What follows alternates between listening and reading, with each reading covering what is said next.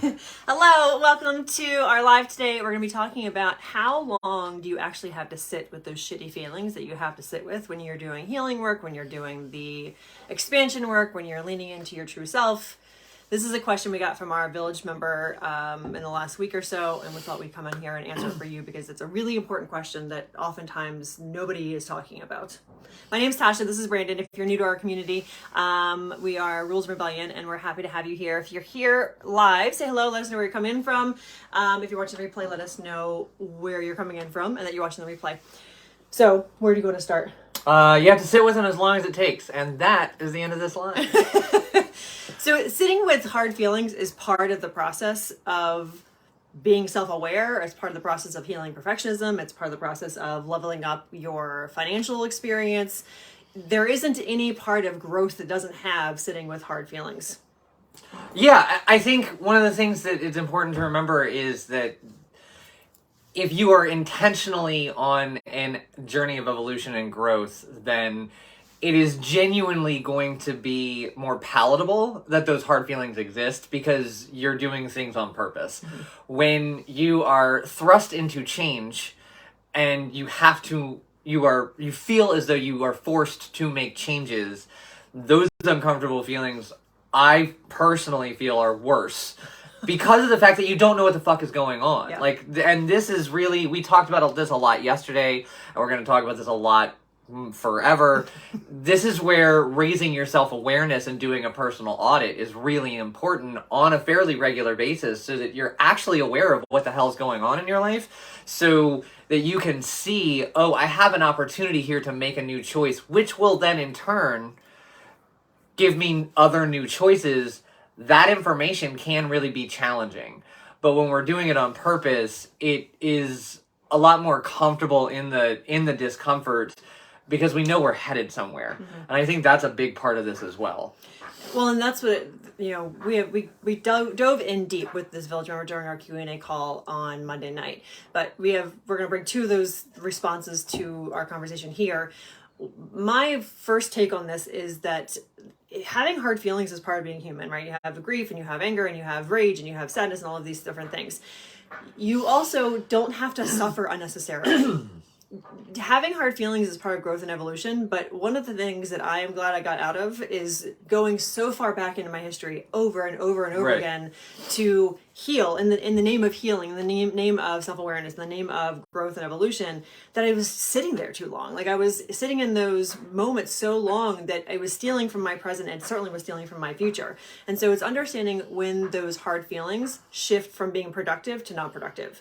When you're sitting in frustration or overwhelm, or you're feeling angry or feeling grief and sadness, those are normal things to feel. But if you're allowing that to continue hour after hour, day after day, week after week, and not giving yourself an opportunity to walk away from it because you're trying to stay committed to the process, which is what we hear a lot about in the coaching industry. Good Lord.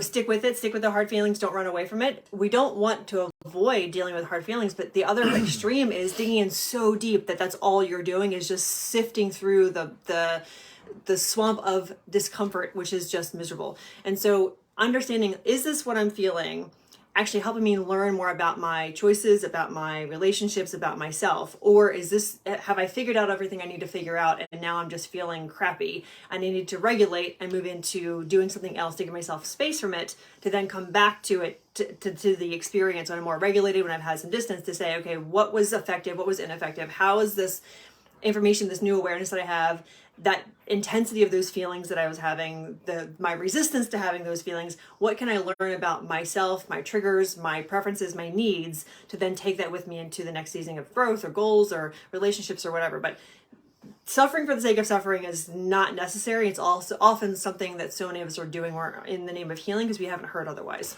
So the other thing about the doing anything in the name of healing is we have to walk away from this idea that it's going to ever be complete.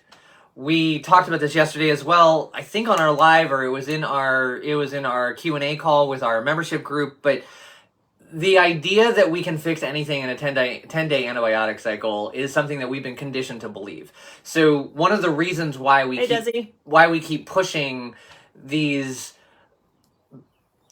feelings to exist for the sake of existing is because we're looking for completion. We're looking, all right, if I dig deep enough, if I go back far enough, if I keep poking at this trauma over and over and over and over, I'm going to understand it 100%, and I'm going to be able to move forward and have 100% closure. The reality is we are evolving consistently, and much like when you're grieving, you understand something in the moment based on the information you have. As you grow, whether it in age or in understanding, you're going to have a new understanding of all of your circumstances. And so whatever uncomfortable feelings you're dealing with now, you're going to ultimately in the future revisit them with fresh eyes and a new understanding. I literally had this experience yesterday. There's shit in my life that I completely thought I had figured out and locked down. And to be honest with you, up until the most recent evolution of my growth, I did have them understood and locked down, which is why I chose not to think about them anymore, because I was like, I got this for now.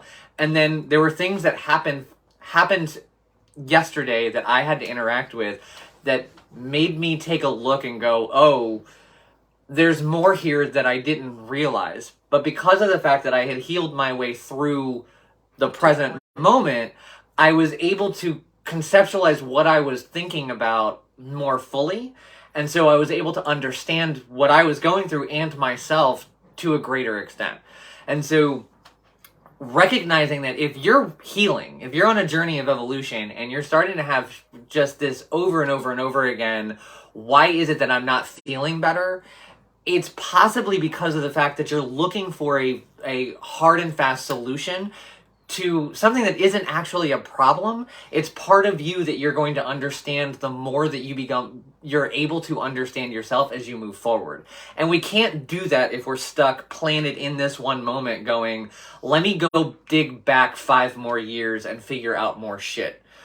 You neglect yourself, you neglect your relationships, and you neglect your growth. Like, if you're constantly pointing your focus backwards, then you actually have nowhere to go forwards.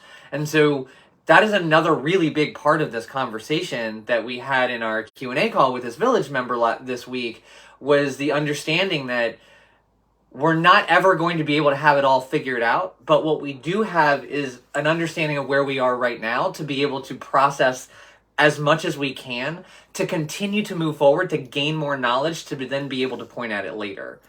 For those of you just joining us, we're talking about how long do you have to sit with shitty feelings when you are in your growth and evolution and recovery journey. And it's a hard question to answer because there's not a specific answer for every single person. It is... What's happening? I don't know. It is part of what it is to be human to have hard feelings. And a lot of us grew up in toxic, positive environments where you weren't allowed to acknowledge that you were sad or that you were angry. And so at 30, 40, 50 years old, we're realizing, oh my God, we haven't processed decades of those emotions. So we need to do that. But how long do I sit in it while not stealing from my current life and also my future? This is some of us who have CPTSD struggle with over investing time and energy into fixing these feelings, like Brandon was talking about, like trying to have a solution or a resolution to it. And the reality is that sometimes it just means that you have to acknowledge that that happened, that was the experience, that no one else is going to validate that experience for you, because the people that were there in that situation maybe don't see it the same way, didn't perceive it the same way, don't believe that that was your experience. And you have to move through that and then obviously put boundaries in place. And so those hard feelings are hard because you don't know where the end is. And that's you just deciding, I'm done with this for this chapter right now, and being okay with that's enough and moving on to the next thing. The other thing we talked about with this village member specifically was about where in their menstrual cycle were they feeling really intense feelings. One of the things that we say all the time, and we're going to say it over and over and over again, is if you have a menstrual cycle, you have been trained to believe that there are certain times of your cycle where you're just a nutbag and everything that comes out of your mouth is bullshit because your hormones are driving the show and you're crazy and all of that other awful shit. The reality is, no matter where you are on your cycle, all of your feelings are valid. All of them are very, very real, and you really, really feel them. The difference is, depending on the phase of your cycle, the volume on those feelings may be really, really high, or it may be less. And so the village member that asked this question, one of the things that we suggested that she go do is when you're really feeling like, fuck, this is just, these shitty feelings are never ever going to end. Identify where you are in your cycle and then just like write the shit down and put a scale on it. Like 1 to 10 is 1 to 10. 10 is 100%, this is awful, I have no idea what the fuck I'm gonna do. And 1 is like, whatever. If you are at a 10, set it aside for a little while. Get to the next phase of your cycle and revisit it and then scale it again. Is it still a 10? Or is it more like a 6? And then if it's still really high, set it aside and put it, and then bring it back out for the next phase of your cycle. And ask yourself, is this still a fucking 10? The reason why you're doing this is to be able to just judge, honestly, when the most effective time for you during your cycle is to be able to address these feelings. Not that they're not real at all, but maybe you're having feelings and they're fucking on a 10 during your menstrual phase. And then if you revisit it at a different phase of your cycle, it's at a 3, and you're way more capable emotionally to navigate what actually is going on because of the fact that you don't have the heightened experience of whichever phase of your cycle is the most intense for you. So I want to backtrack a little bit and talk about the 4 phases of your cycle.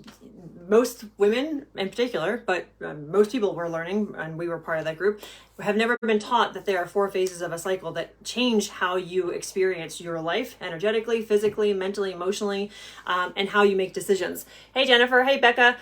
So it's important to know that because these things change how you make decisions. They change how you show up to your relationships. It changes your biochemistry.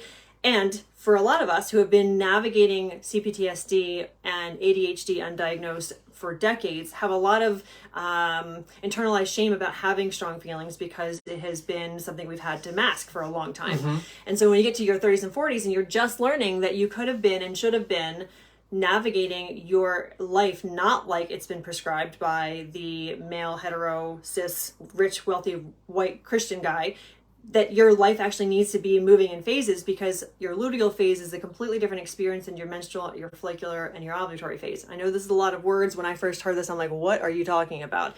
But it's important to just acknowledge that this is happening in your real life, and that for most of us in our luteal phase and even in our follicular phase, your cortisol rises anyway.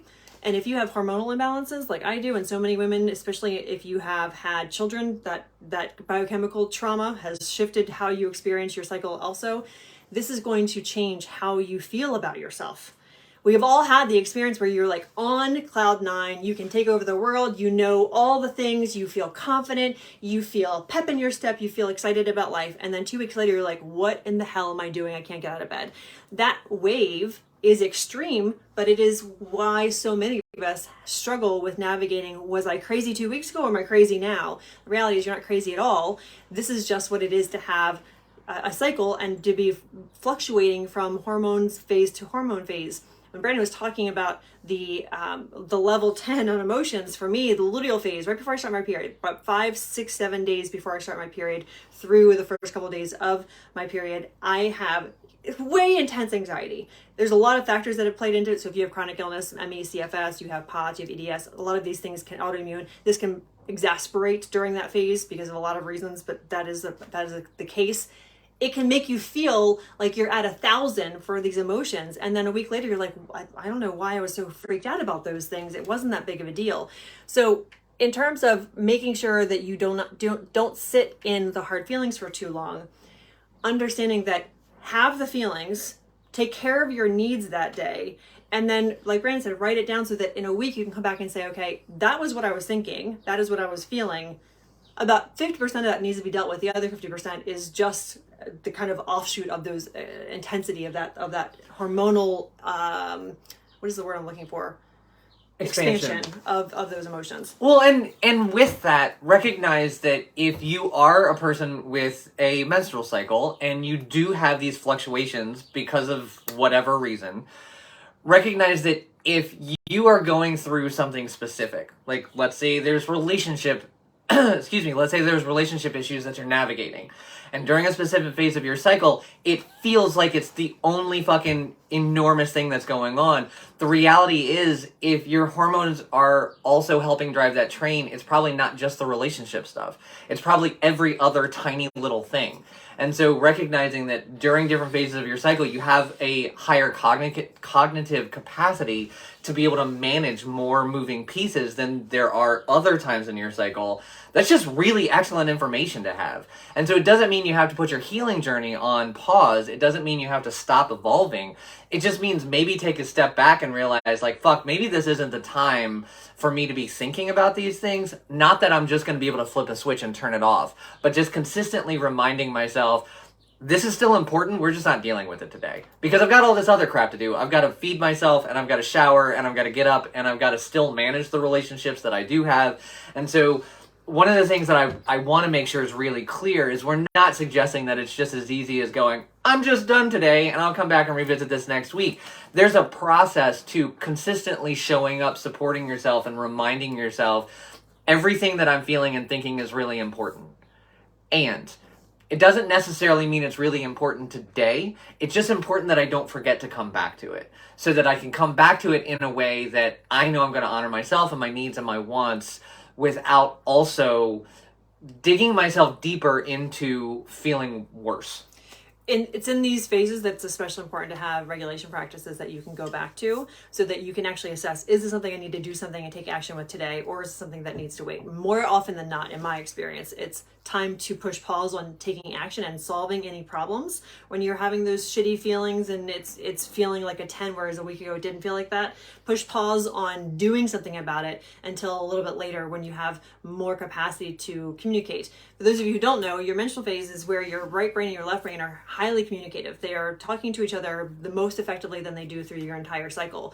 So your luteal phase, for me anyway, brings up all this junk that you didn't realize that you had kind of under the surface of anxiety and worries and history that you didn't realize you needed to manage. And then I've learned to not bring it up, to have a conversation about it, because it was not effective for any of the 25 years I was trying to do that. And push pause on it, write the journal entry, take notes of it, and then come back to it a week later and have conversations that are way more effective, way more productive.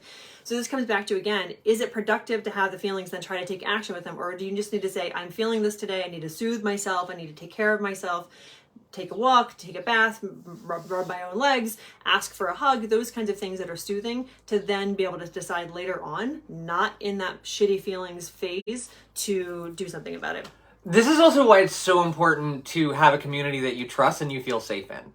Because this is really, whether you have a cycle or not, having really, really awful feelings and not knowing whether or not you're fucking just screaming into the wind, or whether or not this is an actual real thing, or not being able to see the big picture for yourself to be able to know, I just need to hit pause for like fucking 24 hours so I can breathe.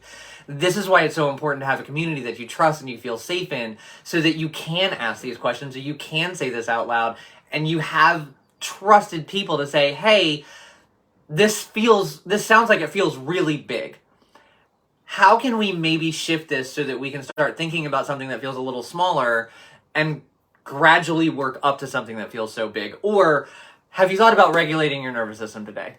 Like, that is something that is really, really valuable. But if that information comes from somebody that you don't feel safe with, or that information comes from somebody that you haven't, quite frankly, given the permission to be able to give you those kinds of suggestions, then it's just like throwing gasoline on a fire, because of the fact that you already feel like shit. You already feel like, I'm digging into all this crap, nobody fucking understands me, and now you're going to go tell me to do something because, well, maybe that makes me actually crazy because you're telling me to go basically fix myself. And so one of the reasons why we created the Village so long ago was so that this community can exist, so that there are opportunities for us to be able to say to one another, hey, I'm regulating my nervous system today, who else is doing that as well? Or, hey, I'm actually going to take all these big-ass feelings of mine and stick them on a shelf, and I'm going to go for a walk and I'm going to take care of myself. Seeing other people take care of themselves in a safe environment gives you permission to be able to do the same. Hearing other people say, hey, I don't know if you've thought about this today, but I'm regulating my nervous system. Have you regulated your nervous system today? Gives you permission to even have the thought as something that isn't a directive or isn't a punishment, and something that's actually beneficial. And so a big part of this also is establishing yourself in a community that you feel safe with, that you feel seen and heard, where you feel other people are actually going in the same direction you are. And it gives you permission to say, these big feelings of mine are really important, but they're also not so important that I need to let them take over my entire life today. I'm going to stick them aside, and maybe someone in here has an answer, or maybe someone in here just can hold space because they know what this is like.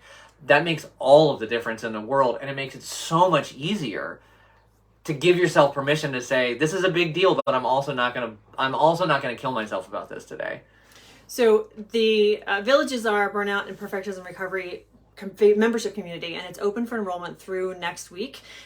We have 2 monthly Q&A calls where we do these kinds of questions. We get a little bit deeper into the topics with the members who have questions. We also have educational content that is going to give you direction on how to navigate some of these things with actionable workbooks.